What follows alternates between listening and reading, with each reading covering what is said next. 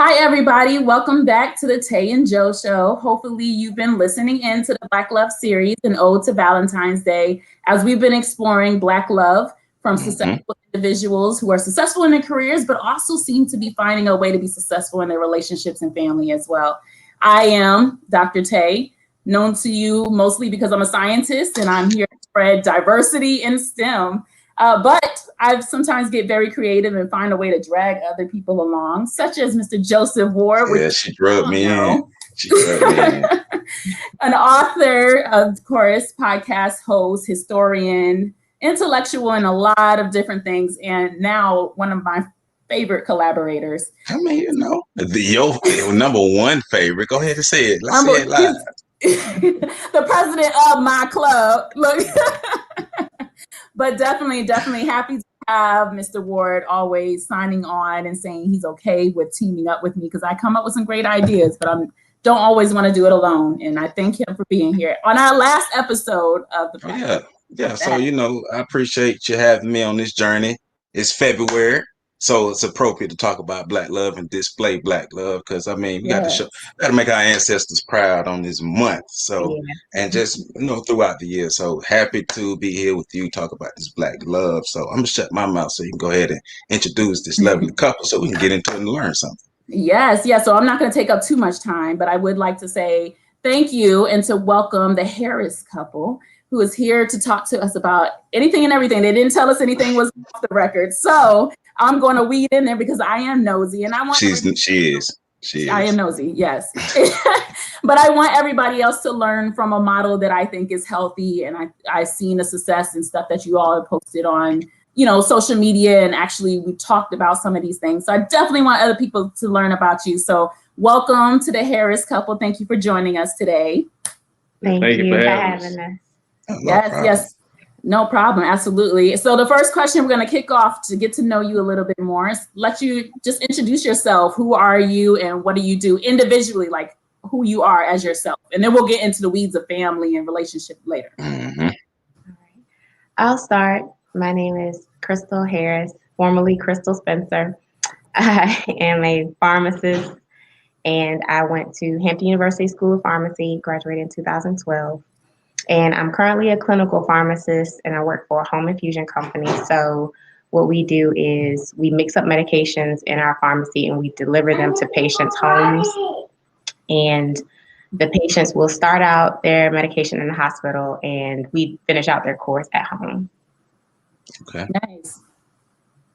Yeah, I'm Derek Harris. I am the husband of this lovely lady sitting next to me. I'm a pharmacist as well. I work for a packaging pharmacy where we ship everything out, doing plenty of orders a week.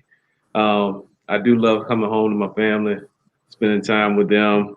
Anybody at work will tell you that I'm out the door as soon as that clock strikes time to leave. So, I really love them and I got to make it home to spend every time that I can with them.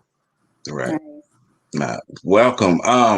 I've had the pleasure of working with pharmacists from FAMU over the last 10 years. Okay. So I have a respect for pharmacists and what you guys do. And especially if you have to deal with people on a regular basis, right. Definitely have a respect for what you do and just what all you went through to become a pharmacist. And I know you're passionate about what you're doing, so definitely eager to learn about that. So just hats off to you for being where you are and sticking in there, because I know it could be difficult, but you were here and you made it. So congratulations. Thank you. Yeah. Thank you so much. No problem. So a little bit. No, go ahead. So a little bit more. He always lets me take it. Thank you, Joe. So a little bit more about your careers. I know both of you are pharmacists. So the first thing is a lot of people don't know that there's different types of pharmacists, right? And different things that pharmacists do. Only pharmacists I really think of is like the ones in the hospital, but also like the ones at CVS. Right. So can you tell us more about what your like day-to-day job entails? Yes. So we oftentimes don't think about the pharmacist in the light of being a doctor. But just like when you go to see your physician yearly for your annual checkup, The same way that your doctor or your medical doctor in the doctor's office will give you like your breakdown of whatever you may have going on with your body, your pharmacist will then break down what is going on with the drugs that your doctor or your physician has prescribed. So where the physician is the one who is diagnosing your body, we are the ones who are breaking down what the medication is going to do with that diagnosis. So that's the big difference with the physician, the medical doctor versus the pharmacy doctor. And aside from us being the druggists, we like to call ourselves like the legal drug dealers. You know? So that's kind of cool when you think about it like that. Yeah, that's cool. Nice. Yeah, but now I do appreciate the breakdown because, like she said, there are different types of pharmacists. I'm used to working with pharmacists within the realm of HIV, and just last couple months having to call different pharmacies looking for different medicines and just all these things.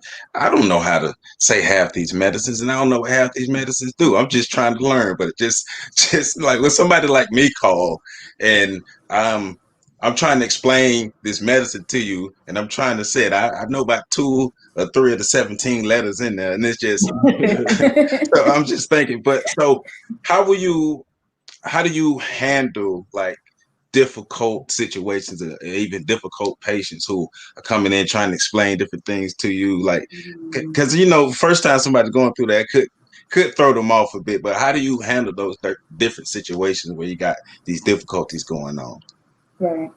Well, that's pretty much the easy part, Okay. And then they have their questions. It's just the folks that come in and pretty much want you to cater to their every need. They want you to be the one to take care of their health care when you already have maybe 500 other patients coming in. I think they kind of forget that, you're helping the whole community and not just them. Right. So one thing that I try to do when I was working in the community, I'm not working in the community anymore, just because of the aspect of pharmacy in the community now is it's kind of gone a little bit downhill. But when I was working in the community, I would try to get people to take care of their own health care. I would try to make sure that in the directions on the prescription, I would try to make sure there was an indication there, because a lot of people would forget what the medication was for. Right. Yeah, so that's pretty much the easy part, is just getting people to take care of themselves. Right. The hard part is just really getting people to stop getting you to cater to their every need. Okay. Understood. Understood. All right, so I have a follow-up question. I may have a follow-up after your follow-up too. You might. So you want people to be their own advocates. It's about trying to teach them to advocate for themselves. Right. Okay. Yeah, that's very important. I'm all about that, because you can't have like 500 children with you just every day trying to get you to do everything for you. Yeah, and then if you cater to their every need, when they go to the doctor's office, they have no question. They don't know what to ask. Right. Exactly. Now I love that approach. So how did you guys get into pharmacy? Like, is that something that you want to do when you were young? Is there something that you gravitated toward when you were in college? Like, how did that journey start in pharmacy? If I had to say, I think we were honestly probably both hooked by the same thing. So there was a time when pharmacists were getting these like huge incentives. Okay. We were hearing stories about pharmacists starting at some of the chain pharmacies, I just say chain, and they were getting bonuses of like $20,000 towards their student loans. They were getting BMWs for signing on. So it was like, ooh, that sounds real good starting out, Yeah, I gotta be honest. Because I did know as a kid that I wanted to be a doctor. That might sound cliche, but I really did. And I went through a couple of different periods. Like at one point I wanted to be a dentist. And then I said, I don't think I would want to always smell people's breath. And then I went through a period where I said I might want to be a pediatrician. But then I became a big sister, and I was like, man, I don't know if I can handle kids. And so I went through these phases, and then came the introduction of pharmacists, and I realized they were doctors as well, but there was also this nice piece of them being treated really well when they were starting out. And the people that I came into contact with that introduced me to the Hampton School of Pharmacy, I went to church with a few of them. They were just kept giving me great stories as well, and really had my back support-wise with getting into pharmacy school. So that's how I ended up going that route. That's kind of similar to where I came from. I started working in the pharmacy at 16 as a technician, right before they changed the law to 18. After that, you had to be a pharmacy associate, but I kind of got grandfathered into that. But at first, I did want to be a cardiologist. That was the direction I was moving in. So me and my mom got together, and she said, well, I go up here to the pharmacy, and, I trust the pharmacist with everything. So I think we should try to get you a job there. And that's how that happened. And of course, over time, like she said, the incentives coming along with the job, a lot of pharmacists were preaching that to me, but that was at a time when community pharmacy was a lot better. So things that my son's dropping things over the balcony. It's okay. Real life, y'all, real life. So things have changed over time, and we kind of hope things had gone a different direction. But if things didn't go the direction that they had, then we wouldn't have found each other. We wouldn't have these beautiful two young boys that we have. Wouldn't have this beautiful home that we live in. We just can't have any kind of regrets. Yeah. But I mean, pharmacy itself has been rewarding, and it will keep on being rewarding as long as we continue to count our blessings. Right. Nice. That's actually something I've never heard of before, maybe because my background isn't in pharmacy, but I didn't know of the incentives. The only incentives I knew for anything was like military incentives, right? Like sign up to go into boot camp and stuff, and you're going to get this amount of money towards your education and whatever else. But I never heard about it for like, things that you would have to have an education for the actual position. So this is new for me. And Joe, you may know, but I don't know. Nah, I didn't know. Look, my part of school, look, I didn't even know pharmacists growing up. I learned a lot of stuff about pharmacy and what college had to offer after I graduated. Right. So, but it's definitely something that'll grab your attention. You're gonna give me $20,000. I definitely think about it now. Right. It was real. So are they no longer doing these, or did they just fade out over time, or what? They did. They did, okay. Because the profession actually did become saturated because of those incentives. So many people were flocking into that. Right. And at the time as well, the profession was, pharmacists were the number one trusted healthcare provider at the time. Mm-hmm. And over time, I think because of the fact that some people went into the profession for some of the wrong reasons, they may not have their heart in it. And so the healthcare, our ranking has gone down, unfortunately.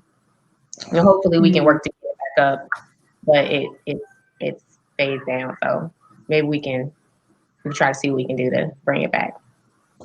Right. So just for clarification. Oh, go ahead. I gotta get my toddler back in the bed. It's all right. Go ahead. So I guess just for clarification for anybody that doesn't know, including myself, a community pharmacist, what exactly makes a community pharmacist a community pharmacist? If that makes sense. Yes, it does. It does, because community is considered any pharmacist that's working in like a retail setting or outpatient. Outpatient being you getting your medications outside of the hospital, or when you're walking out of the hospital door. Okay, that clears up a lot. So my next question. Sorry, Joe. No, go ahead. My real question. So my next question, and Joe brought up something that took me into thinking like this. But as far as like, as pharmacists, what would be your advice that you would give to African Americans, people of color, you know, the minorities or anybody's coming to this, especially with the Black Love series? We're getting more out of this than just about love. You have to love yourself as well, right? Yeah, absolutely. So what advice would you provide to individuals, especially those who are Black, when it comes to when you're seeing them? What are some of those number 1 or 2 or 3 things that you would hopefully get across in this podcast interview to those individuals? Well, absolutely what Derek mentioned a few minutes ago about counting your blessings, because although we've kind of seen some changes in our profession over time, it hasn't changed our feelings with regards to still wanting to help people, still wanting to help our community, and particularly wanting our Black community to do better, to be advocates for themselves, to just become healthier in general, to see things change with some of the statistics, just us being better for ourselves. Right. So absolutely counting your blessings and figuring out what it is that you want to do with your life, that you can make a difference for others as well. If you know that you have a passion, something that it really speaks to you, then pursue that, you know, and then figure out how to pay it forward once you have gotten to a place where you can do so. Right. I mean, but you guys give so much, you do so much. Being as accessible as you are to the people, especially if you are a community pharmacist, so they can go into the local store and be able to talk to you. So you're teaching people things, explaining things to them, because you guys are some of the ones who have to take complex information and be able to break it down to a layman's level, even a 5th grade level sometimes to certain people. Because I know I work in HIV/AIDS, and I have to explain all these long little words and all these medicines, because we go to drug rep meetings, and sitting in those drug rep meetings, I'm doing my best to absorb the information that they're telling us, that they're teaching us, and then be able to give it back to the community and explain to them, well, this drug does this and this drug does this, but you know, trying to formulate it in your head. So how do I take this and just break it down? But if you can do that, I mean, you have a special skill set, and being able to be that as a pharmacist and in that position, because no matter what, you the doctor, you got a white coat on, you the doctor to the people. It don't matter what type of doctor, you're the doctor. But especially if you can empower the people through that position, that's the best part about it. Right. Cool.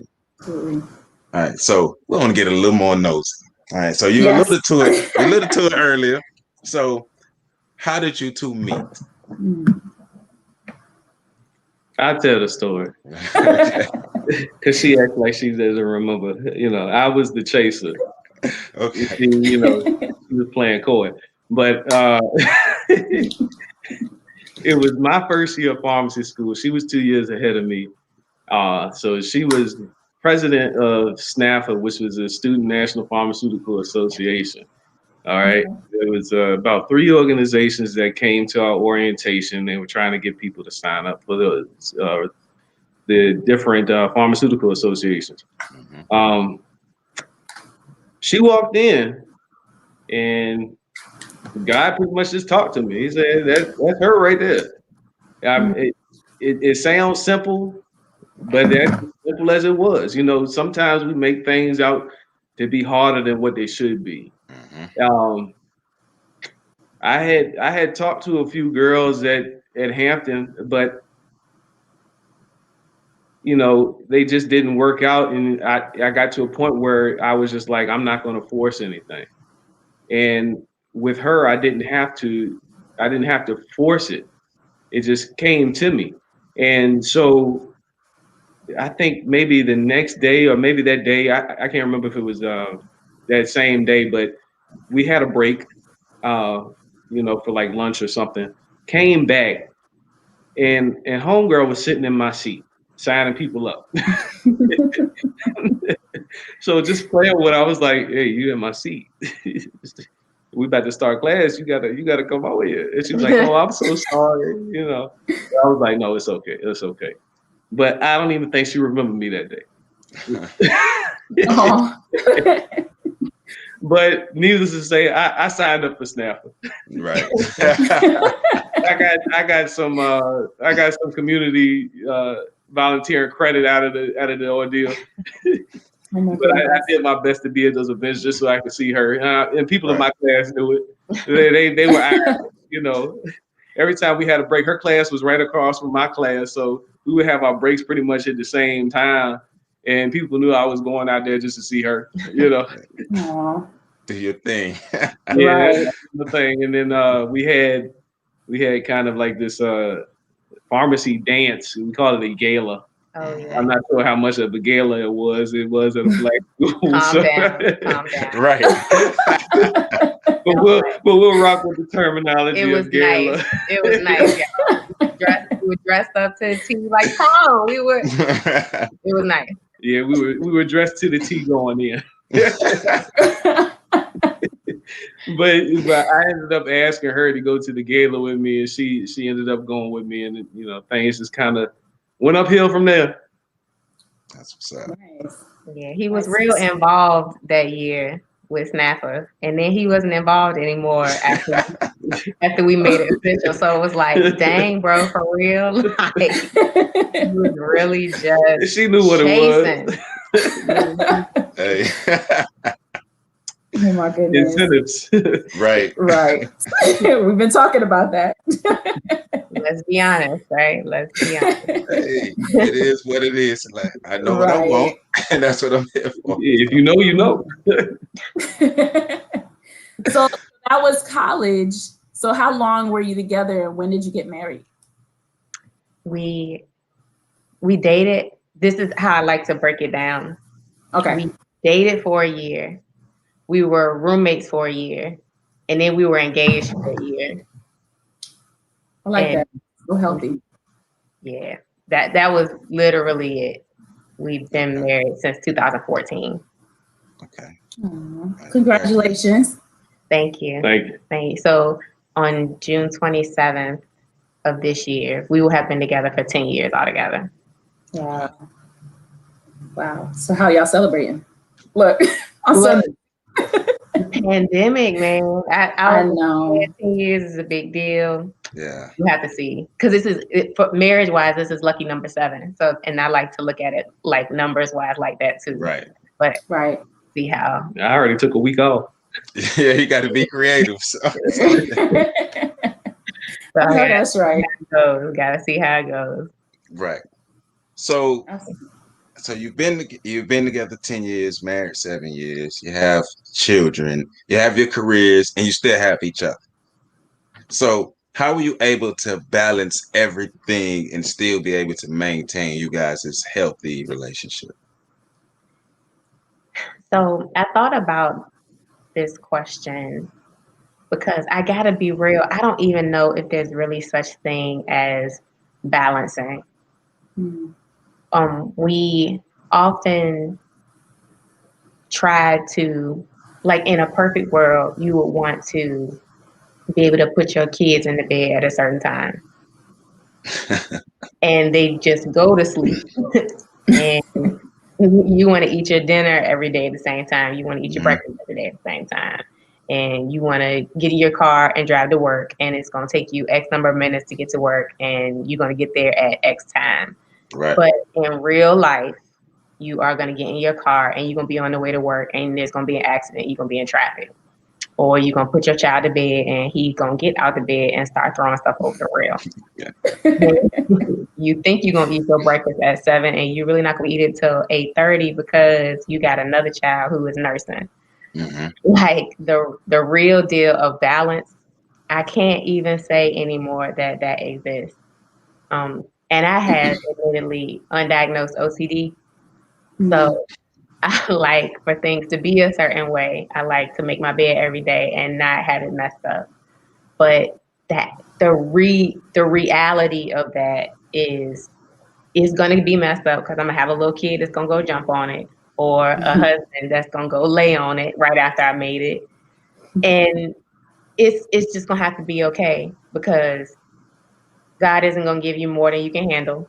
And at the end of the day, I'm still very happy for all that I have and the love that I have.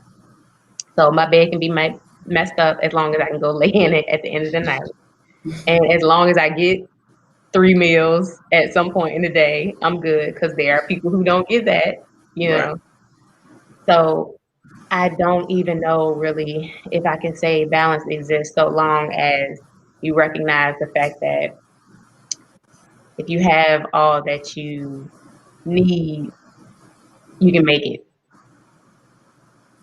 As long as you have love, you have just about all that you need. So Yeah, love is really like the foundation. When you think about how a scale is made, you got two different sides. You know, they can go back and forth depending on how much weight you put on either side. So it's never going to be perfectly balanced.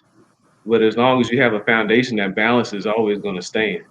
And love is the foundation that everything is built upon. So, you know, you may have some kind of trials and tribulations on one side. You may have your highs on the other side. But as long as that foundation is there, nothing can break it. You heard that, Natasha. Write them notes down. Right. I did, all in my head. I was over here like, wow. Because the thing is, you never really hear people say, there's no balance. Like, but it's real. It's a real answer. Right. And I appreciate that, not just you being real, but the transparency, right? Because ultimately, if you have everything that you're thankful for, who cares that breakfast is at 8:30 instead of 7 a.m. and it's not made up and so on. Those are small things, right? Compared to the fact that your family is there, you have your family, they're healthy in one place, you know. Right. So many other things that you could think about. I've just never heard anybody say that out loud. So I'm thankful for those answers from the both of you. Definitely. But now we'll dive into some of these challenges, because y'all try to ruffle around them. And I'm going to be right back. The nose itself. I am nosy, yes. So, and I get it. Thank you. No balance. So we know one of the issues is no balance, right?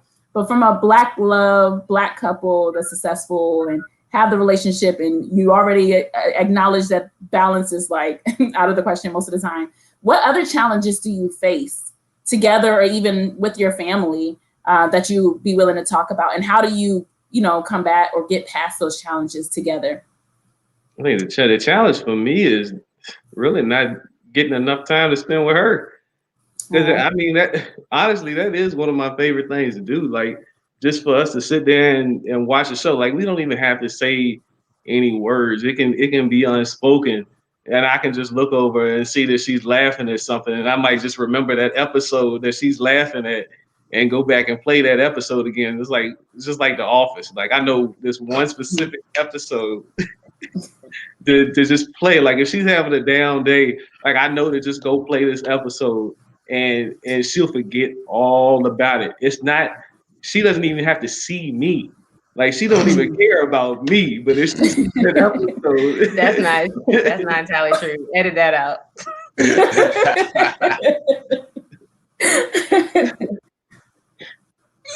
No, that's funny. That's real though. That's real, because just in adding on to the like no balance, it can sometimes feel like you don't have enough time for your spouse. Like in the same manner that you may not feel like you have enough time for a meal, or take a really, really long shower or something like that. In that same aspect, it kind of falls in to just trying to get in that extra time. But it's not impossible for it to happen. It just means you have to fight a little harder for it to come to fruition. Like, it may mean that I don't take as long of a shower so I can get the extra few minutes to spend with Derek instead. Or if I know I'm ready to eat, but he may not be home yet, it may mean that I may push off my dinner to a little later so that I can have it with him if his shift is late. It's not impossible. It's just the challenge there then of having to figure out how to make getting time together work. And it's like the riddle of life. Now, when we get older, things start to become more challenging, and this is just one of them. Right.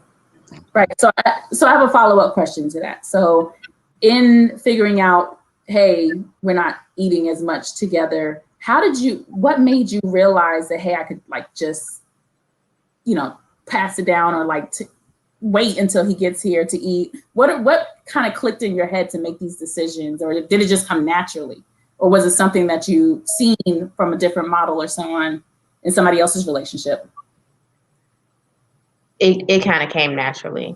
It was like you start to realize that, okay, I didn't get to see him this morning because he left really early. So let me try to make some time to see him when he gets home later, and vice versa. And then we had gotten to a point where Derek was working a shift that was taking about 10 hours of the day.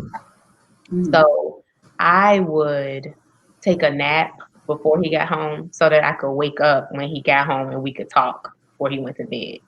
You start to realize if the person means something to you, you start to realize that you miss that person. Right. So like there are things that you miss, and it just does come. It started to come naturally. Nice. Okay. Now that's great, because I'm always saying we get so many negative images about relationships. I know for a while in my life, it was like all negativity, all like these ratchet relationships that you see on TV. And it's like, well, I know this is not like all black people. Like, because my only thing I could think, well, Martin Luther King didn't do this. So that's the only thing I had at the time till I learned more. But it's amazing to see it. So within that friendship, how important is the friendship aspect of you guys' relationship, as opposed to just saying, okay, we're husband and wife? So where's that aspect in that? I think friendship and love pretty much go hand in hand, honestly, because I mean, even outside of your relationship, you have your own friends, and you wouldn't be friends with somebody you didn't love. It could be like my best friend who I call my brother. It could be some people at work, some people you just click with. If you don't have friendship, then I don't think you can really have a relationship, to be honest. And maybe she might view it a little bit differently, but I don't think that you can have a relationship without friendship. And that was one thing that really did it for us, because we started out as friends. Even though I was chasing her, I still had to put in work. I had to make her laugh. I had to be there if she needed somebody to talk to. Um, you know, I had to be there if maybe her night just didn't go the way she wanted it to. The friendship had to be there. We had to be texting buddies. She did try to pull that buddy card on me one time, but even with the buddy thing, that's still friendship. It can still grow from there. You have to start from somewhere. It has to grow. Right. We did start out as friends first. We were just real cool, but even like adding on to what I mentioned a minute ago, if we didn't have a friendship, then I don't think it would mean anything to me about trying to get in that extra time. Like I wouldn't be pressed for it. If we weren't friends, then him being gone long hours wouldn't faze me, and that's not the case. And I don't know if I could necessarily say that I'm friends with everybody, that we're not necessarily friends with everybody that we love, because sometimes you got that cousin, you love them, but y'all ain't besties. You know what I'm saying? Right. But they might be hitting you up for money all the time or something like something crazy. But with your significant other, if y'all are friends, then there will be things about that person that you wouldn't be able to go without. So I can say that the time for me, if we weren't friends, I wouldn't be fazed about not spending time with them. Absolutely. And then what about communication? So we've heard in the other episodes of the Black Love series, that communication is so pivotal. We've heard examples of how communication is used within everybody's relationship. Can you both talk on, communication, how pivotal it is to you, and, how you run your house, to how you are still able to go to your career and come back home? And then any tips regarding communication for those who want to be successful in their Black love as well?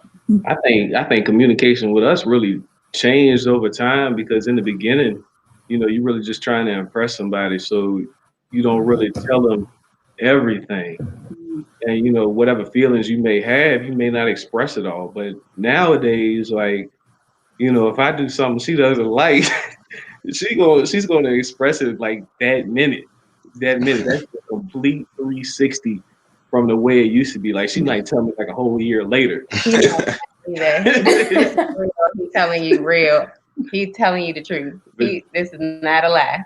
Like, she jumped on me about something today. Yep, I wasn't gonna say anything, but he brought it up. No, he's real.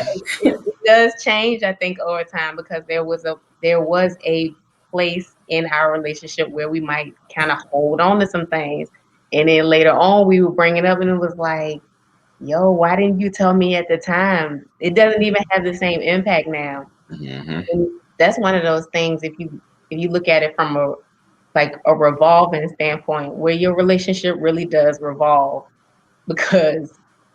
or evolve, I should say. Like, it really does evolve, because you grow and learn, for real. There is no handbook for this. There are no rules. There are no laws out there. We are literally living day to day.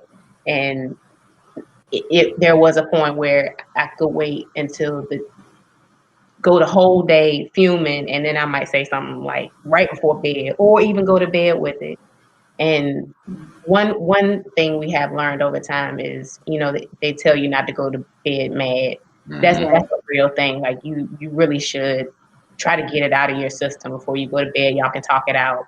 And because we've gotten to a point where we're getting things off of our chest immediately, we feel better about it. And oftentimes, by the time we finish talking about it, we laughing, or the time has passed and you're not even as mad anymore, or you don't remember what you were mad about at all. That has really, I don't even know. That's how it's. Once you get the weight off your chest, the weight isn't there to hold you down. Yeah, right. That's just how we've grown in our relationship. Okay, all right. So I have a question within that. So when you guys have disagreements, because it's almost as if the idea is, when you have a disagreement, you're supposed to just argue hard at each other. That's like the idea that we usually see. So can you guys kind of elaborate on ways that you found to communicate your frustration or your anger in a healthy manner to your partner? Well, I know in the beginning, like, if we had frustrations with each other, where you let it fester, like she was talking about, that would be the times when we would probably blow up and have a big argument, yelling at each other, and maybe not talk for like 2 days. But nowadays, when we get it off our chest, it really doesn't last that long. She got on me earlier about something I said. Like, she said I got short with her, and I didn't really mean it, but the past couple of days it's been a little different for me, and I apologize for it. I knew I was wrong, and that's the other thing. So you gotta accept when you're wrong. A lot of people don't try to accept when they're wrong. You really have to accept when you're wrong. So I mean, she was right for getting on me, and when she got on me, they gave us time to just, I guess, think about it, get over it. Came home, hug, kiss, get the kids to bed, And once we finish here, we probably just gonna watch a show or something. And then we got Valentine's dinner tomorrow. Back to loving. That's the way it's supposed to be. Yeah, he took a lot of the words right out of my mouth because I was just thinking. I think it might even be like when a relationship is kind of immature. Your immediate response to somebody attacking you or you feeling attacked is to lash back out. Mm-hmm. But you may just need to take a moment and breathe, kind of like allow yourself to just think about whatever it was that you were disagreeing about, try to see it from the other person's standpoint. Devil's advocate almost, just look at it from both sides. If you know you were right, then you have but you talk about it. It doesn't mean that you yell at each other. You just say what the issue was and you talk about it. It doesn't have to be a yelling match or a fight all the time. Right. So we've also heard a lot about people utilizing different resources to assist them with their marriage or their relationship. Do you both use any like outside counseling, advice from friends, family? What do you use if you like really just can't figure it out together or on your own, how to deal with conflict or improve something in your relationship? Well, one thing my godmother told me is to not let anybody else in your relationship work it out yourselves. So I took that to heart. Because like I listened to her, I listened to my grandma, they best friends. That's how she became my godmother.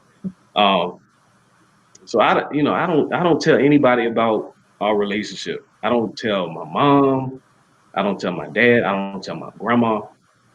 The only person I talk to is God and her. That's it. I don't tell anybody else because if you let other people in your relationship, then they start to build like this wall against your partner, and that can be detrimental to your relationship as well. Because when you have two families coming together, it's not just the two, it's the many, and you have to build a village, especially when you got two kids. And if you got people, going against your partner, then that's no way to keep a village together. That's true. And I had gotten to a point for almost half my life I've been journaling. So I got to a point where I starting out my journal as Dear God. And almost I got it from Color Purple. That's when I started doing it. When I read the book, I started on my journal entries as Dear God, and then I go from there. Admittedly, I don't talk to people about our problems, but I do have some like sister cousins that I vent to about like not issues with me and Derek, but like things about our kid. Like we'll joke about potty training and stuff like that. Or girl, is my kid getting in the pool today considered a bath? Like stuff like that. we get to where we started like joking about that type of stuff because we're all at that point in our lives together. So I have some sister cousins and some girlfriends that will joke about stuff like that. And it's good to, I think, be able to talk to other women about things going on with your family, just so that you're not the only one going through the craze, Right. Yeah. Right. But now that's good because I was going to follow up with how do you keep people out of your business, but you answered it because I'm not saying I'm like the greatest thing about relationships. But I have learned some things over the years, and I know you got to keep people out your business. But in my mind, and it's just something I came up with, somebody else probably did, but I believe in setting your own rules, setting your own foundation, your own boundaries for your relationship, not necessarily looking at other relationships or letting somebody else tell you, hey, you all are supposed to be doing this. No, you all are supposed to be doing what's best for you all. Right. So how were you able to like stay steadfast with that? Because I know sometimes it could be people who they really have the best intentions, but they may just always poking at the wrong time. So how do you not allow that to come in. Just stay steadfast with what you guys have built for yourself. Right. The devil is real because it will come in so many forms. It's not even funny, and it will be in the form of like the nosy neighbor type thing. But you have to be strong in being an advocate for your relationship, knowing what to say and what not to say. Because, like Derek mentioned earlier, if we have any issues, we can talk amongst ourselves about them, or we can pray about them. That needs to be the outlet. If you get to the point where you start telling people things, then all they're gonna hold on to is the bad. They Yes. will not see the good, and it's a stain forever. So you really have to be strong in, okay, I shouldn't share this, and hold on to that. That's how it works for me personally. I have to be like, I can't share that. For me, it should tell you I'm a little more a-holy than the most, so I can just tell people no, and they already know. That's good. Right. That's that. Why not? Somebody got to do it. So don't keep asking me. You know, I'm not talking about my wife. Stop asking. Right. yeah, and That's nice. it's a respect factor as well. Yeah. If somebody really respects your relationship too, they're not gonna keep poking. Right. Yeah, that's what I was gonna say. Once you establish that, it's like at a certain point that they already know, okay, we can't penetrate this wall here. Obviously, he's not gonna tell me about her, she's not gonna tell me about him. So let's just talk about the sport today or something. Yes. Versus me trying to get in their business again. Yes. Yeah. But I'm gonna stay in y'all business for one more question. So our last question to hopefully leave off on, some type of note to provide a little bit more guidance to those newer couple. You got another question, don't you, Joe? Yeah, I'm sorry. Never mind. I'm in this. I'm sorry. It's a good conversation. Go ahead, Joe. Oh yeah. Go ahead. I'm sorry. So, your backgrounds growing up, what type of examples of relationships were you able to see growing up, and how did that affect you guys when you were building your relationship and building your family? I will say we were both fortunate enough to live in a household with our mom and our dad, and our mom and our dad are both married to each other. We both middle class families. Both of us come from sets of parents who are pretty successful. So we came out okay, I think, ourselves, and having those good role models right in front of us. Okay. They had good role models. They set the example, and both of us are the oldest siblings, and we both had to take care of our younger siblings too. Hers are younger. I think it's like 7 years in between each of them. So she has one sister that just graduated college, and another one that's she a junior in high school, and then I have a sister. She's 5 years younger than me. She lives in Florida now, but I used to have to take her to school, take her to cheerleading practice, and all this other stuff. Like when I got my first car, it wasn't even really my car. It was our car. Yeah. So I think with us both having to help take care of our younger siblings, that kind of, I guess, threw a different mindset in both of us on how to think about life maybe. Mm-hmm. But we did have good examples from our parents and our grandparents. We had our grandparents for a long time. Both of us had they lived pretty long lives. I had my great grandparents for a while because my family lineage, got it together younger. Good. Yeah, they started early on some stuff.